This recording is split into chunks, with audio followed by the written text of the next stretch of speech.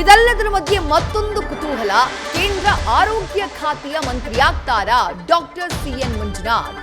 Doctor C N Manjunath ಆರೋಗ್ಯ ಮಂತ್ರಿ ಆಗ್ಬಿಡ್ತಾರೆ ಅನ್ನುವಂತಹ ಚರ್ಚೆ ಆರಂಭದಿಂದಾನು, ಅವರು ಚುನಾವಣೆಗೆ ಕಂಟೆಸ್ಟ್ ಮಾಡಿದಂತಹ ಸಂದರ್ಭದಿಂದಾನೂ ಇದೆ. ಹಿಂದೆ ಕೇಂದ್ರದಲ್ಲಿ ಸಚಿವ ಸ್ಥಾನಗಳಿಗೆ ವೃತ್ತಿಪರರನ್ನ ನೇಮಿಸಿದ್ರು ಪ್ರಧಾನಿ ನರೇಂದ್ರ ಮೋದಿ. ಈ ಬಾರಿಯೂ ಇದೇ ಸೂತ್ರವನ್ನ ಅನುಸರಿಸಿದ್ರೆ ಕರುನಾಡಿಗೆ ಅದೃಷ್ಟ ಒಲಿಯುವಂತಹ ಚಾನ್ಸ್ ಇದೆ. ಡಾಕ್ಟರ್ ಸಿಎನ್ ಮಂಜುನಾಥ್ ಈ ರಾಜ್ಯದ ಖ್ಯಾತ ಹೃದ್ರೋಗ ತಜ್ಞರು. ಬೆಂಗಳೂರು ಗ್ರಾಮಾಂತರ ಲೋಕಸಭಾ ಕ್ಷೇತ್ರದಿಂದ 2 ಲಕ್ಷಕ್ಕೂ ಅಧಿಕ ಮತಗಳಿಂದ ಡಿಕೆ ಸುರೇಶ್ ಅವರ ವಿರುದ್ಧ ಗೆಲುವನ್ನ ದಾಖಲು ಮಾಡಿದ್ದಾರೆ. ಹಾಗಾಗಿ ದೇಶದಲ್ಲೇ ಅತ್ಯುತ್ತಮ ವೈದ್ಯ ಅನ್ನುವಂಥ ಪ್ರಖ್ಯಾತಿಗೆ ಪಾತ್ರರಾಗಿರುವಂತಹ ಡಾಕ್ಟರ್ ಸಿಎನ್ ಮಂಜುನಾಥ್ ಅವರಿಗೆ ಕೇಂದ್ರ ಆರೋಗ್ಯ ಖಾತೆ ಸಿಗುವಂತಹ ಸಾಧ್ಯತೆ ಇದೆ ಅಂತ ಹೇಳಲಾಗ್ತಾ ಇದೆ. ಮನ್ಸುಖ್ ಮಾಂಡವೀಯ ಅವರು ವೃತ್ತಿಪರ ವೈದ್ಯರಾಗಿದ್ದಂಥವರು ಈ ಹಿಂದೆ ಸಚಿವ ಸ್ಥಾನಗಳನ್ನು ನೀಡುವಂತಹ ಸಂದರ್ಭದಲ್ಲಿ, ಫಾರ್ ಎಕ್ಸಾಂಪಲ್ ಎಸ್ ಜೈಶಂಕರ್ ಅವರು ವಿದೇಶಗಳಲ್ಲಿ ಭಾರತದ ರಾಯಭಾರಿಯಾಗಿ ಅಧಿಕಾರಿಯಾಗಿ ಕಾರ್ಯವನ್ನ ನಿರ್ವಹಿಸಿದಂತಹ ಅನುಭವ ಇದ್ದಂಥವರು, ಅವರನ್ನೇ ವಿದೇಶಾಂಗ ಇಲಾಖೆಯ ಸಚಿವರನ್ನಾಗಿ ಮಾಡಿದ್ರು ಪ್ರಧಾನಿ ನರೇಂದ್ರ ಮೋದಿ. ಈ ಹಿಂದೆ ಯಾವ ವೃತ್ತಿಯಲ್ಲಿ ಯಾರಿಗೆ ಪಾಂಡಿತ್ಯ ಇದೆಯೋ ಅಂಥವರನ್ನ ನೇಮಕ ಮಾಡಿ ಗಮನ ಸೆಳೆದವರು ಪ್ರಧಾನಿ ನರೇಂದ್ರ ಮೋದಿ. ಹಾಗಾಗಿ ಡಾಕ್ಟರ್ ಸಿಎನ್ ಮಂಜುನಾಥ್ ಅವರಿಗೆ ಆರೋಗ್ಯ ಸಚಿವನ ಸ್ಥಾನ ಸಿಗಬಹುದಾ ಅನ್ನುವಂಥ ನಿರೀಕ್ಷೆ. ಮತ್ತಷ್ಟು ಡೀಟೇಲ್ಸ್ ನಮ್ಮ ಪ್ರತಿನಿಧಿ ಚಂದ್ರಮೋಹನ್ ನೀಡ್ತಾ ಹೋಗ್ತಾರೆ. ಚಂದ್ರಮೋಹನ್, ಎಷ್ಟು ಸ್ಥಾನ ರಾಜ್ಯಕ್ಕೆ ಸಿಗಬಹುದು, ಸಚಿವ ಸ್ಥಾನ ಸಿಗಬಹುದು ಅನ್ನುವಂಥ ಕುತೂಹಲ ಇದೆ.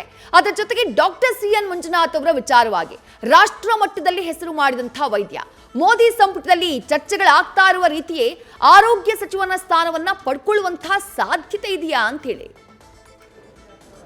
ವಿದೇಶಿ ಈಗ ಡಾಕ್ಟರ್ ಸಿಎನ್ ಮಂಜುನಾಥ್ ಅವರು ಬೆಂಗಳೂರು ಗ್ರಾಮಾಂತರ ಕ್ಷೇತ್ರದಿಂದ ಭರ್ಜರಿ ಲೀಡ್ನೊಂದಿಗೆ ಗೆದ್ದು ಬಂದಿದ್ದಾರೆ. ಆದರೆ ಈಗ ಅವರಿಗೆ ಮುಂದೆ ಕೇಂದ್ರದ ಕ್ಯಾಬಿನೆಟ್ನಲ್ಲಿ ಕೇಂದ್ರ ಆರೋಗ್ಯ ಮಂತ್ರಿ ಸ್ಥಾನ ಸಿಗುತ್ತಾ ಇಲ್ವಾ ಅನ್ನೋದ್ರ ಬಗ್ಗೆ ಕುತೂಹಲ ಇದೆ. ಏಕೆಂತಂದರೆ ಚುನಾವಣಾ ಪ್ರಚಾರದ ವೇಳೆಯಲ್ಲಿ ಬಿಜೆಪಿ ಮತ್ತು JDSನ ನಾಯಕರುಗಳು ಮಂಜುನಾಥ್ ಅವರು ಗೆದ್ದರೆ ಕೇಂದ್ರದಲ್ಲಿ ಆರೋಗ್ಯ ಮಂತ್ರಿ ಆಗ್ತಾರೆ.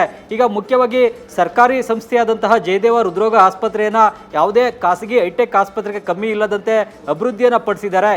ಜೊತೆಗೆ ಹೃದ್ರೋಗ ಆಸ್ಪತ್ರೆಯಲ್ಲೂ ಕೂಡ ಉತ್ತಮವಾದಂಥ ಸೇವೆಯನ್ನು ರಾಜ್ಯದ ಜನರಿಗೆ ನೀಡಿದರೆ, ಒಂದು ಸರ್ಕಾರಿ ಆಸ್ಪತ್ರೆಯನ್ನು ಯಾವ ರೀತಿ ನಿರ್ವಹಣೆಯನ್ನು ಮಾಡಬೇಕು, ಹೇಗೆ ಮೇಂಟೈನನ್ನು ಮಾಡಬೇಕು, ಹೇಗೆ ಅದನ್ನು ನಿರ್ಮಾಣ ಮಾಡಿ ಜನರಿಗೆ ಉತ್ತಮವಾದಂಥ ಸೇವೆಯನ್ನು ನೀಡಬೇಕು ಅನ್ನೋದಕ್ಕೆ ಜಯದೇವ ಹೃದ್ರೋಗ ಸಂಸ್ಥೆ ಮತ್ತು ಡಾಕ್ಟರ್ ಸಿಎನ್ ಮಂಜುನಾಥ್ ಇಬ್ಬರು ಕೂಡ ಮಾದರಿಯಾಗಿದ್ದಾರೆ. ಹೀಗಾಗಿ ಇವರ ಒಂದು ಉತ್ತಮವಾದಂಥ ಸೇವೆ ಅನುಭವ ರಾಷ್ಟ್ರ ಮಟ್ಟದಲ್ಲಿ ಬಳಸ್ಕೊಂಡ್ರೆ ದೇಶದ ಆರೋಗ್ಯ ಕ್ಷೇತ್ರದಲ್ಲಿ ಸುಧಾರಣೆಯನ್ನು ಮಾಡಲಿಕ್ಕೆ ಸಾಧ್ಯ ಆಗುತ್ತೆ ಇರತಕ್ಕಂತಹ ಚರ್ಚೆಯನ್ನು ಚುನಾವಣಾ ವೇಳೆಯಲ್ಲಿ ಮಾಡಿದ್ದಾರೆ.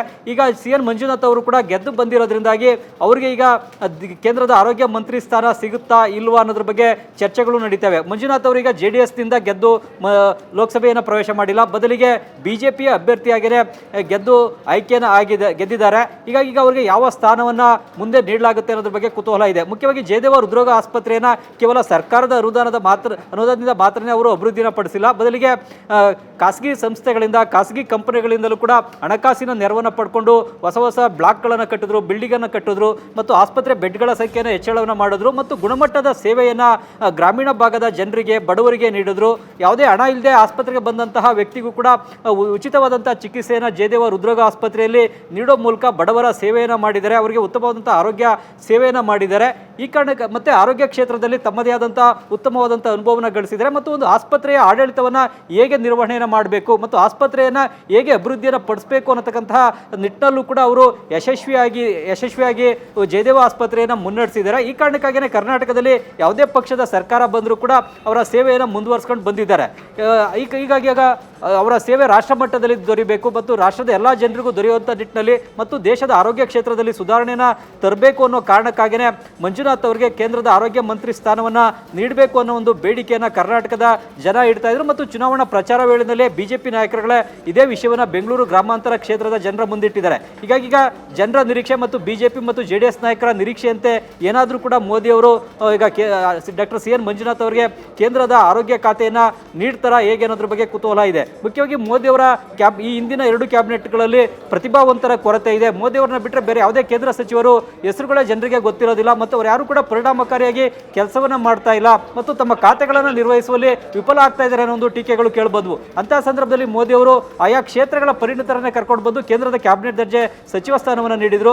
ಜೈಶಂಕರ್ ಅವರು ಫಾರಿನ್ ಫಾರಿನ್ ಸರ್ವಿಸ್ನಲ್ಲಿ ಸೇವೆಯನ್ನು ಮಾಡಿದ್ರಿಂದಾಗಿ ಅವರಿಗೆ ವಿದೇಶಾಂಗ ಖಾತೆಯನ್ನು ಕೊಟ್ಟು ಜವಾಬ್ದಾರಿಯನ್ನು ವಹಿಸಿದ್ರು. ಇದರಿಂದಾಗಿ ಅವರು ಉತ್ತಮವಾಗಿ ಕಾರ್ಯವನ್ನು ನಿರ್ವಹಿಸಿದ್ರು. ಹೀಗಾಗಿ ಈಗ ಈ ಒಂದು ಆರೋಗ್ಯ ಕ್ಷೇತ್ರದಲ್ಲಿ ಪರಿಣಿತಿಯನ್ನು ಹೊಂದಿರತಕ್ಕಂಥ ಡಾಕ್ಟರ್ ಸಿ ಎನ್ ಮಂಜುನಾಥ್ ಅವರಿಗೆ ಕೇಂದ್ರದ ಆರೋಗ್ಯ ಖಾತೆಯನ್ನು ನೀಡ್ತಾರಾ ಹೇಗೆ ಅನ್ನೋದ್ರ ಬಗ್ಗೆ ಈಗ ಕುತೂಹಲ ಇವೆ. ವಿದ್ಯಾಶ್ರೀ, ಥ್ಯಾಂಕ್ ಯು ಚಂದ್ರಮೋಹನ್ ತಮ್ಮೆಲ್ಲ ಡೀಟೇಲ್ಸ್ಗೆ.